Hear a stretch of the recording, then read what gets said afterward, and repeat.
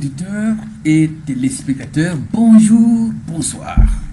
Ça dépend de l'heure à laquelle vous êtes habituellement sujet des braquages ou de compréhension avec nous dans cette émission de chaque mercredi et jeudi à pareille heure, décryptage. Mais aujourd'hui, c'est un numéro spécial. Vous n'êtes pas sans ignorer que le Congo, qui est notre héritage commun, notre don que Dieu nous a légué, que Dieu nous a donné, traverse une période difficile dans sa partie est de la République. Et aujourd'hui, on a voulu qu'on puisse un peu faire un petit focus sur ces points-là, qu'on puisse un peu en parler et en mettant un accent sur la spiritualité. Vous n'êtes pas sans ignorer que le chef de l'État, dernièrement, avait fait appel aux confessions religieuses pour que ces dernières puissent s'impliquer dans la sensibilisation, la mobilisation des forces vives de chrétiens par rapport à la protection de l'intégrité territoriale qui est menacée. Je parlais tantôt du Congo que nous devons considérer comme étant un héritage que Dieu nous a donné. Comme toujours, quand on parle de spiritualité, on a des pasteurs, on a des hommes de Dieu qui sont mieux placés pour nous parler, nous enfants de Dieu. Et je reçois comme toujours notre pasteur. Chaque jour, le pasteur Kaniki, il a toujours été disposé pour nous éclairer un peu l'amour des Sion, les Congo, notre Sion. Pasteur, bonjour. Bonjour. C'est avec vraiment larme au cœur quand je parle du Congo. Oui. Et quand j'avais suivi le chef de l'État, quand il faisait son appel, j'ai compris qu'il avait des soucis du Congo. Le Congo comme un tout. Le Congo comme patrimoine. Le Congo comme un don que Dieu nous a donné, que nos ancêtres ont combattu. Si aujourd'hui nous parlons de Lumumba, il s'est battu pour ce Congo. Oui.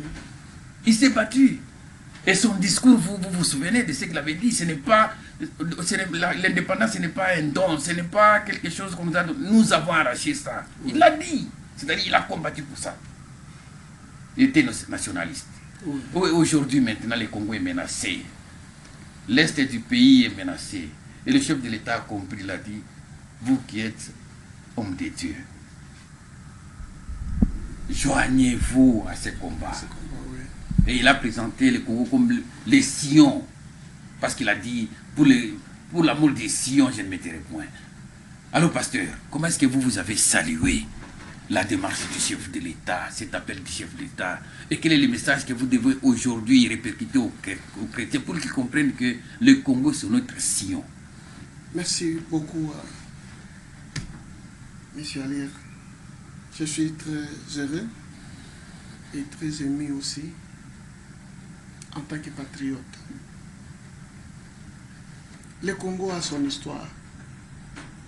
Nous avons eu des présidents, des gouvernements qui s'est succédé depuis l'indépendance jusqu'à ce jour.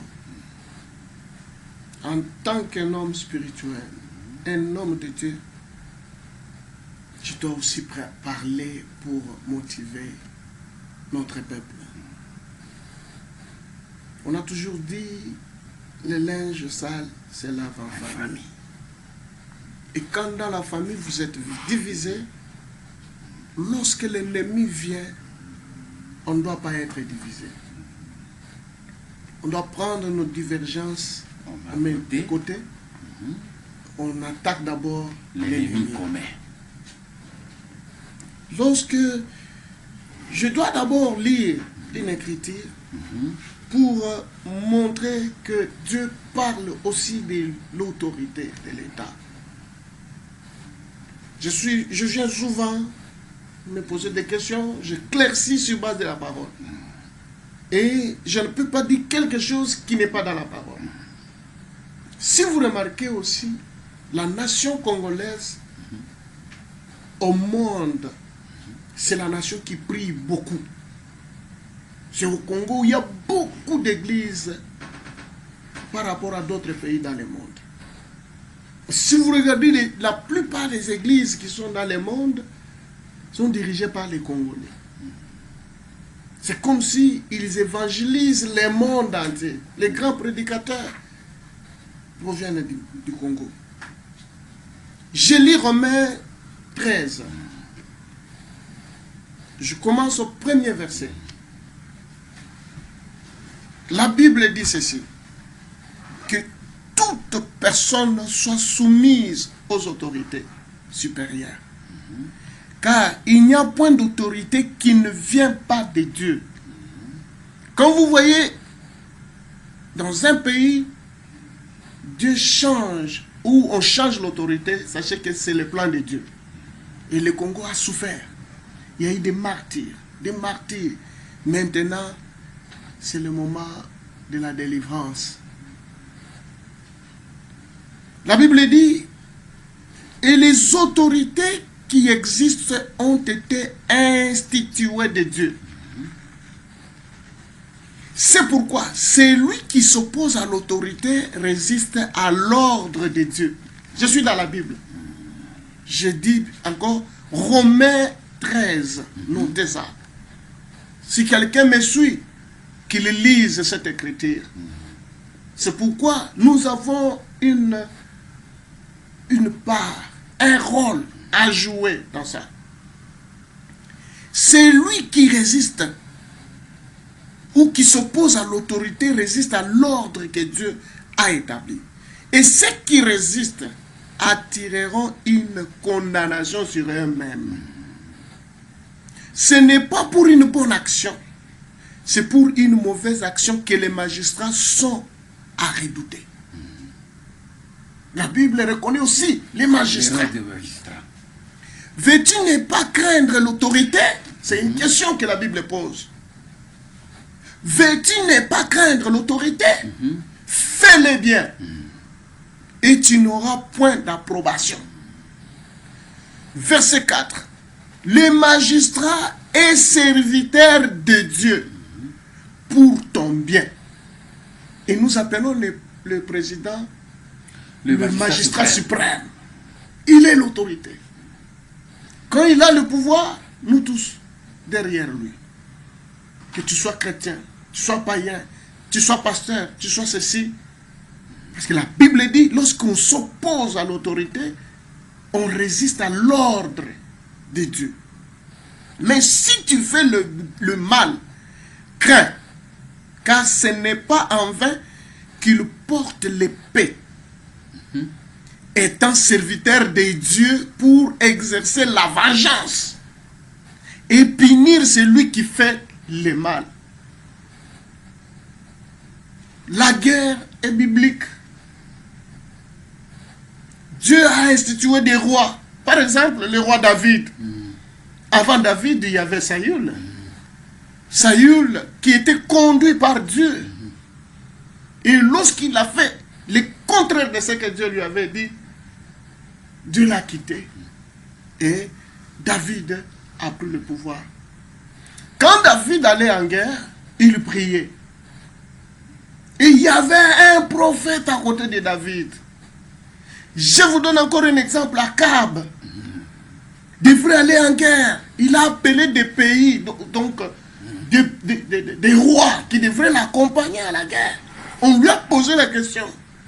Il faut consulter Dieu avant d'aller en guerre. Et il consultait Dieu. Quelle est la volonté de Dieu? Puis-je aller ou ne pas aller? Si Dieu dit, allez-y, c'est déjà la victoire. Mais remarquez, après la prestation de serment de notre président, il a confié le pays entre les mains de Dieu. C'est un signe fort.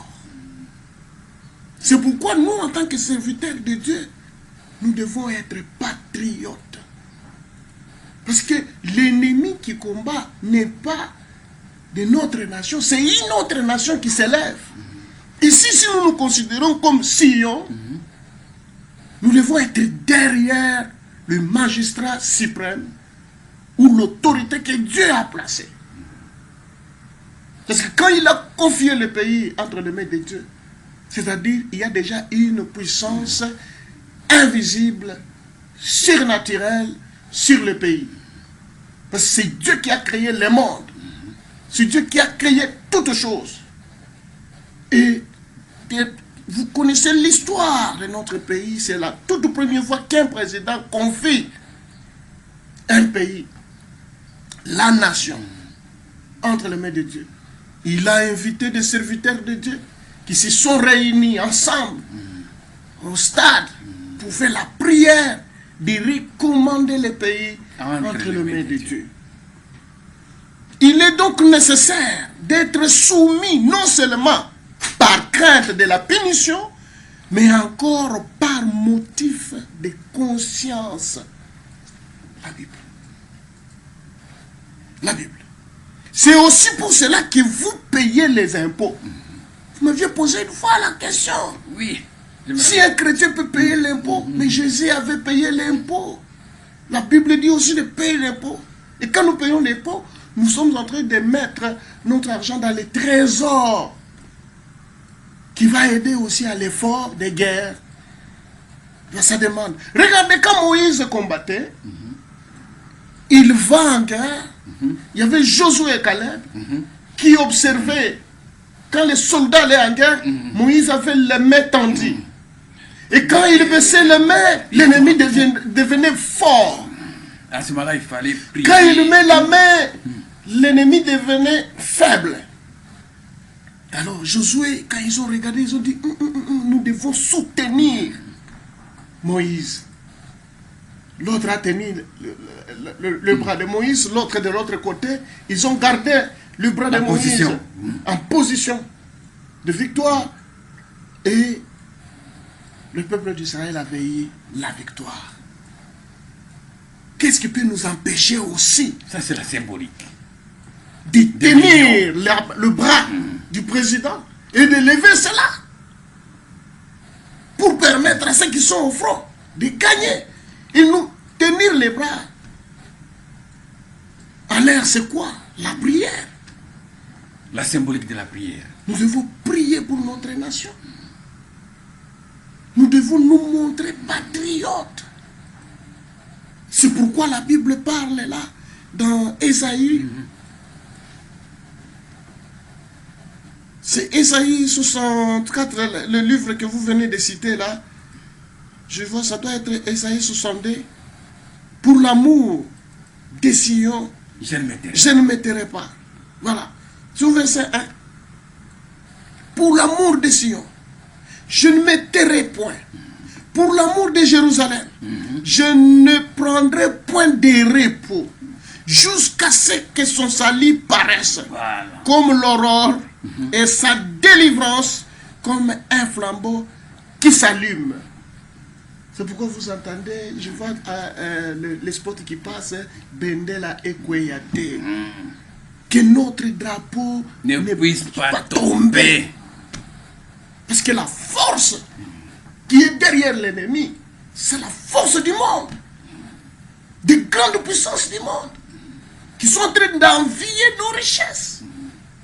Pourquoi cette terre? Si tu aimes la RDC, pourquoi te taire? Prenons l'exemple si nous nous disons chrétiens, prenons l'exemple. Pour l'amour du Congo, au lieu de dire pour l'amour de Sion, parce que Sion c'était de l'autre côté. Maintenant, pour l'amour du Congo, voilà, moi je parle. Je me suis battu. Pour l'amour de notre pays, je ne prendrai pas de repos. Je dois être à genoux. Je dois prier. C'est pourquoi vous avez vu les hommes de Dieu. Dans tous les risques, ils sont partis. Ils sont allés même dans les camps de l'ennemi pour parler. Je crois que c'est une très bonne chose. Voilà un peu. Mais dans l'attitude des chrétiens par rapport à cet héritage, c'est Sion dont vous avez parlé là, l'amour du Congo, quelle doit être notre attitude en tant que chrétien par rapport au pays? Notre attitude doit être l'attitude. Parce que le pays est menacé. Vous l'avez souligné. C'est convoité, c'est menacé. On est en train même de tuer. Pour nous arracher nos richesses, on tue même. On tue. Et l'attitude de nous, chrétiens, par rapport à tout ça? C'est ce que je dis. Nous devons avoir l'attitude patriotique. Nous devons avoir l'attitude nationaliste. Prenons nos divergences mettons de côté. Parce Mais que voyons d'abord si l'intérêt nous du sommes pays. vaincus aujourd'hui, Où c'est on nous? va se moquer de nous. Et où est-ce que nous irons? On Si va, on nous arrachait notre patrimoine. on va se moquer de nous. Regarde, la Bible dit ceci. Lorsque nous aurons la victoire, lorsque la délivrance viendra comme un flambeau qui s'allume, alors les nations verront notre salut. Et tous les rois verront notre gloire. Et l'on t'appellera d'un nom nouveau que la bouche de l'Éternel déterminera. Soudons-nous les coudes. Tu es chrétien, agenouille-toi. Prie pour le Congo. Chaque prière matinale, Seigneur, souviens-toi du Congo. Parce que le Congo a été confié entre les mains de Dieu. La prière de la journée, souviens-toi du Congo. Nous prions aussi pour notre armée qui est au front. Pourquoi ne pas donner aussi la contribution? C'est aussi une façon de prier. Voilà. On donne aussi la contribution parce que la Bible parle de l'impôt. Les dons pour soutenir. Parce que ceux qui sont là-bas, même sur les sites, parce que ce sont des multinationales, les gens qui ont beaucoup d'argent qui financent. C'est clair. Pour nous arracher. C'est clair. Maintenant, il n'y a rien à cacher. On sait que ce sont des blancs qui sont derrière toutes ces choses. Et c'est une honte pour nous si aujourd'hui on nous arrachait notre Congo. Mobutu s'est battu. D'abord Lumumba, Kasavubu, ils se sont battus pour ça. Mobutu s'est battu pour ça. Mouzé a donné même sa vie pour ça. Pourquoi pas maintenant? Levons-nous comme une seule armée. Mettons notre divergence à côté. Soudez-nous le coup et avançons. Les chrétiens ont le devoir. Les politiciens ont le devoir. Et chacun connaît là où il peut mettre sa main. Je suis chrétien, je dois être dans la prière. Je dois prier pour nos soldats. Je dois prier pour notre pays. Je dois prier pour l'autorité. Voilà les conseils que je peux donner. Maintenant, pasteur, nos frères et sœurs qui sont de l'autre côté de l'Est, surtout les enfants, vous avez vu les images. Ils sont meurtris. Est-ce qu'il y a un message de réconfort pour ces frères et sœurs, ces enfants qui souffrent aujourd'hui? On nous a parlé hier, j'ai suivi les points de presse du ministre de la Santé, les blessés qui sont de l'autre côté, qui souffrent, qui ont besoin de sang, les dons de sang qu'on a fait. Quel est le mot que vous allez placer, un mot de réconfort parmi, envers l'endroit de ces frères et sœurs, et quelle est la supplication à Dieu? Les mots de réconfort que je peux donner à nos compatriotes, nous sommes de cœur avec eux. Ça fait très mal quand on voit les images. Si tu es réellement patriote et humain, si tu as le cœur, ça fait mal, très mal même. Je dois vous dire que les jours que j'ai vu les images, je n'ai pas dormi toute la nuit. Mais j'étais toujours ouvert. Je disais, Seigneur, où est-ce que nous allons avec cette souffrance? Nos frères qui sont en train de mourir. Et quand on cite le nombre, c'est trop. Pour nos frères qui sont de l'autre côté, je vais leur demander de prendre courage.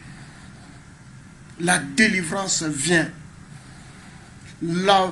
L'aspect qu'a la guerre aujourd'hui est différente des guerres que nous avons vécues dans les temps passés. Et nous voyons déjà la communauté internationale debout, agitée, diverger dans des opinions, et il y a un signe d'espoir. Et la délivrance est proche. La Bible dit, lorsque vous aurez la délivrance, tu seras une couronne éclatante dans la main de l'Éternel. Un turban royal dans la main de ton Dieu. C'est le moment d'écrire l'histoire. Parce que j'ai entendu que la réserve forestière qui peut changer le climat du monde se trouve au Congo. C'est au Congo. Mes chers frères et et tout sœurs, ça attire toujours la convoitise. C'est un paradis. C'est un paradis. La richesse au Congo qui dépasse la richesse du monde. Que ce soit les forêts, que ce soit les minéraux, que ce soit tout. Mais pourquoi ça doit profiter toujours aux étrangers, pas à nous les enfants de la maison? Voilà pourquoi je vous pose la question, pasteur. Tout cela nous attire toujours la convoitise. Voilà pourquoi nous sommes menacés, agressés. Unis, nous serons forts. C'est l'union, la cohésion nationale. Divisés, l'ennemi va profiter. C'est pourquoi mon appel est à ce que nous soyons unis, le vivre ensemble. Que chacun puisse avoir l'esprit patriotique. Voilà, je suis en train de parler avec la Bible. Pour ceux qui nous suivent, ils doivent lire Ésaïe 62, à partir du premier verset. Si vous voulez comprendre l'autorité, l'autorité vient de Dieu. Tout pouvoir. Alors, lisez Romains 13. Vous allez comprendre. Lisez-les, prenez le temps. Et vous comprendrez que ceux qui sont en train de mourir, ce sont nos frères. Ce sont nos parents. Ce sont nos cousins. Nos grands-parents. Nos amis. Ainsi de suite. Mettons-nous à leur place. Et prions le Seigneur. Ayons l'esprit patriotique. Et soyons là pour la victoire. C'est-à-dire, aujourd'hui, nous suivons des messages sur nos différentes chaînes de radio. C'est toujours l'apologie de la sorcellerie. Venez chez moi, des miracles. Venez chez moi, vous aurez la bénédiction, tout ça. Pendant que Sion est en train de brûler, pendant que le Congo, notre patrimoine commun, est en train d'être menacé. Mais nous sommes là que pour la bénédiction, alors que nous sommes agressés. Mon frère, on sera béni comment pendant que la guerre est là? Nous devons focaliser nos prédications dans la sensibilisation de nos membres, de nos brebis. Ce n'est pas le temps de dire sorcier, ce n'est pas de dire tu es ceci, tu es cela. Maintenant, nous sommes frères. Se mettre à genoux pour prier. Pour dans une même famille qui s'appelle RDC. Voilà. Avec notre père, le président de la République. Nous devons être derrière lui et parler à nos peuples de prier pour le Congo. Mettons un peu de côté nos divergences. Non, tu es sorcier, tu es cela, tu veux aussi tuer comme les autres tuent. Non, on ne doit pas tuer son frère.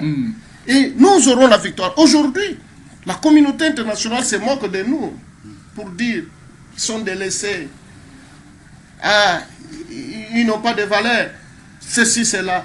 Regarde comment ils se sont soulevés pour l'Ukraine. Voilà. Ils ont même donné les armes à l'Ukraine. Cette même communauté-là, combien de morts aujourd'hui? 30 ans de guerre. Mais parce qu'on va vous donner des armes au moment où nous cherchons à prendre chez vous quelque chose. On va vous donner pour vous défendre. C'est ça la politique des poids, des mesures. Est-ce que les Congolais l'ont déjà compris? C'est pourquoi nous parlons. Pour le Congo, on ne doit pas se taire. Nous parlons pour réveiller la conscience de nos patriotes. Si tu aimes ton pays, tu dois te lever. Notre prophète nous dit quoi? Quand il y a eu guerre aux États-Unis, chaque personne envoyait au moins 2 enfants pour la formation militaire. Le ministre avait des enfants militaires. Ceux qui étaient dans le gouvernement ont commencé d'abord par eux. Ils ont donné l'exemple. Ils ont donné l'exemple. Ils ont prêché par l'exemple. C'est ce qui a fait des États-Unis une nation forte, une grande puissance. C'est la conscience, l'union, l'unité. Et aujourd'hui, quand les choses commencent, lorsque le pays va gagner, ce sera l'honneur national. On ne donnera pas l'honneur à un individu. Un individu ne réussira pas seul. Pour réussir, nous devons être ensemble. Et nous avançons. Ce qui a fait de la France ce qu'elle est aujourd'hui, c'est l'unité. L'Allemagne, l'unité. Souvent, quand les gens sont divisés, c'est par là que l'ennemi profite. Alors, nos compatriotes doivent réveiller leur conscience, surtout ceux qui se disent chrétiens. Parce que moi, je suis pasteur, un homme de Dieu. Je dois interpeller aussi les hommes de Dieu. Cette période, ce n'est pas la période où on doit être indifférent. Hein? On ne fait pas la politique, mais ici, il ne s'agit pas de la politique, il s'agit de notre pays. Parce que si nous sommes en paix, on va prêcher la parole. S'il y a la guerre, je vais prêcher qui? Ceux qui sont là, est-ce qu'ils se réunissent dans les églises? Parce qu'il n'y a pas la paix. L'autre fois, on a suivi, quand il y avait des pépins là-bas, il n'y avait pas d'église, il n'y avait pas... Non, il n'y a pas d'église qui a ouvert. C'était fermé, ça a été même parlé par tout le monde. Voilà. Il n'y avait pas d'église. Alors, si nous voulons être bien, on dit qui veut la paix prépare la guerre. Voilà. Et puis, prions que Dieu donne la sagesse à notre président. Et quand la Bible nous parle, par exemple, de David qui combattait avec Goliath, il n'était pas chrétien. Il était chrétien. Quand la Bible a écrit, c'est pour nous donner l'exemple. Regardez, il y a quelque chose qui m'arrive. Quand David combattait, il y a eu son fils qui a pris le pouvoir, qui a chassé David. Et David a quitté, il est parti. Il y avait un monsieur, un Benjaminite, quelque chose comme ça, qui a commencé à injurier, jusqu'à jeter des pierres sur David. Pour lui, il avait pensé que c'est fini. David n'aura plus encore de pouvoir. On l'a pris le pouvoir. Mais David est parti. Après un temps, comme il était avec le Seigneur, il a récupéré le pouvoir de la mère de son enfant. Vous connaissez le sort de ce monsieur-là. Avant de mourir, il a dit à son fils Salomon, tu vois le monsieur là, que Dieu te donne la sagesse de le traiter, tu dois payer pour son acte. Maintenant là, nous ne sommes pas appelés à se moquer des gens. On n'a pas encore perdu. On a encore la force. Mais combattons. Dieu nous a donné la force. Tu n'es pas militaire, soutiens quand même nos militaires. Comme les enfants d'Israël le faisaient. Ils soutenaient ceux qui étaient au front. Envoyez-leur la nourriture. Envoyez-leur ce qu'il faut. Quand il y a l'appel de soutien, on doit les soutenir. Voilà. J'interpelle encore une fois notre peuple. Voilà. D'être unis, d'avoir... Il ne faut pas avoir des langages. Nous devons avoir aussi pitié de nos frères qui sont en train de mourir. Nous devons avoir pitié de nos frères qui sont pris en otage. Nous devons avoir pitié de nos frères qui sont pris en otage, qui étaient dans l'armée, qui ont déposé, qui se sont rendus. Nous devons nous poser la question, on les traite comment? Est-ce qu'ils sont bien traités? Parce que celui-là, c'est l'ennemi. Est-ce qu'ils sont en vie? Alors, soyons à genoux, prions le Seigneur et nous vaincrons. En tout cas, nous vaincrons. Merci, pasteur. Je crois que nous avons compris le message. Le chrétien a compris sa part des choses, sa part des responsabilités et surtout la compréhension de l'appel du chef de l'État à l'unité, à la cohésion nationale, au vivre ensemble. Vous l'avez souligné, c'est partant de tout cela que nous serons très forts et que nous ferons face à l'ennemi. Voilà. En tout cas, merci, à moins que vous ayez quelque chose à ajouter par rapport à ce que nous avons débattu. Voilà, pour ajouter, je lis pour nos téléspectateurs. Oui, qui nous suivent. Toujours Ésaïe 62, au verset 5. 5, oui. Comme un jeune homme s'unit à une vierge, ainsi tes fils s'uniront à toi. Lorsque nous nous unissons, voilà l'exemple. Ici, on est en train de parler de la victoire. Si nous remportons la victoire, Et comme la fiancée fait la joie de son fiancé, ainsi tu feras la joie de ton Dieu. Car nous dirons, notre Dieu est grand. On ne peut pas glorifier Dieu si nous-mêmes, nous refusons ce que Dieu nous a donné. Dieu nous a donné des richesses. Gardons ces richesses, combattons pour ces richesses, parce qu'il y a des gens qui ont donné de leur vie à cause de ça. Regarde ce qui peut nous arriver. Sur tes murs, ici on a dit Jérusalem, moi j'ai dit sur tes murs, RDC, j'ai placé des gardes. Ils ne se tairont ni jour ni nuit. Sur tes murs, j'ai placé des gardes. Qui sont nos gardes? C'est notre armée. Non, il y a le chef suprême, le commandant suprême de l'armée. Ce sont des gardiens qui sont sous le mur. C'est Dieu qui les a placés. Parce que toute autorité vient de Dieu. Comme nous venons de le lire. Dans Romains 13. Et vous qui, il dit ceci, ils ne se tairont ni jour ni nuit. C'est pourquoi ils ne se taisent pas. Regardez comment le président monte, il descend. Aujourd'hui, je sais, il est où? Il est toujours en train de chercher la solution. Il est en Allemagne, oui. Vous qui l'a rappelé au souvenir de l'Éternel, point de repos pour vous.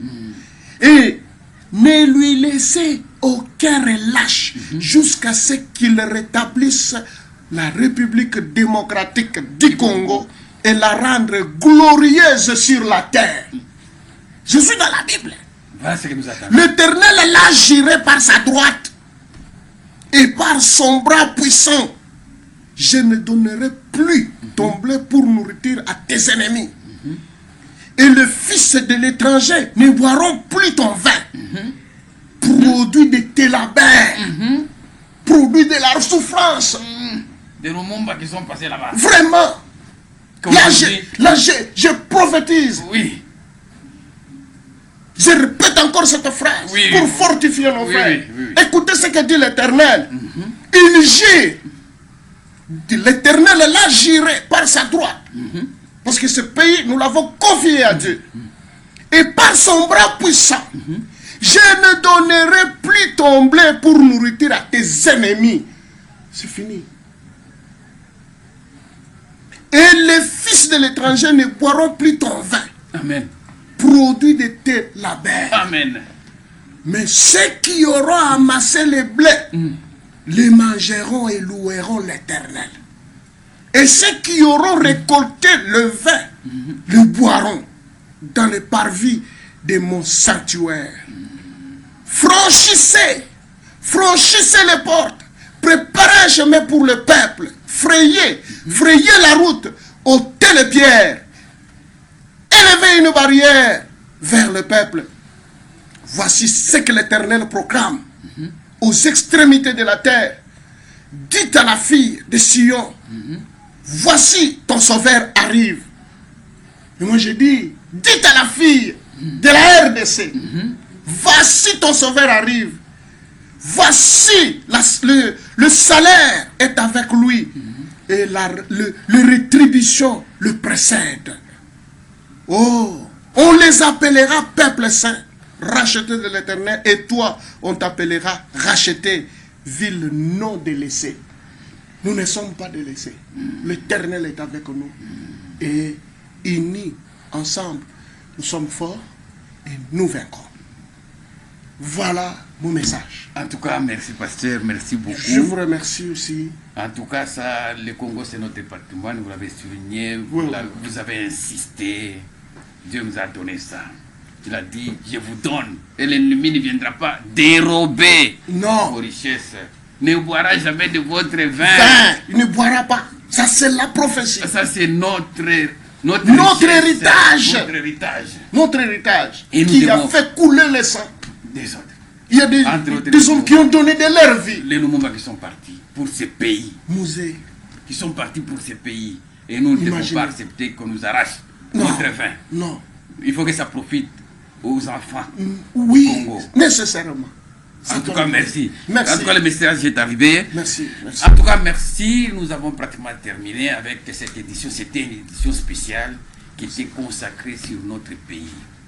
Les dons de Dieu au peuple congolais. Le patrimoine commun que Dieu nous a donné, comment nous devons les préserver, comment nous devons les garder, c'est en nous mettant à genoux lorsque le pays est menacé. Et c'est un État uni, le pasteur l'a dit, un État uni à soutenir les efforts de FARDC, soutenir les chefs de l'État dans toutes les démarches qu'il est en train de mener. Vous avez donné l'image de Moïse quand il levait sa main. C'est-à-dire José, tout ça était là pour soutenir. Pour soutenir. Soutenir tout ça. Nous devons aussi soutenir ceux qui sont au devant de nous. Amen. Pour que notre pays aille de l'avant, retrouve la paix. La paix. La paix que nous voulons. On n'attaque personne. Nous n'avons jamais attaqué un pays voisin. Non, jamais. Par contre, nous ne devons pas aussi être la proie des autres. En tout cas, merci beaucoup, pasteur. Merci pour votre visite. Merci surtout parce que vous avez répondu à notre invitation. Nous en avions besoin. Amen. Le peuple de Dieu a besoin de vos messages. Merci, à la prochaine.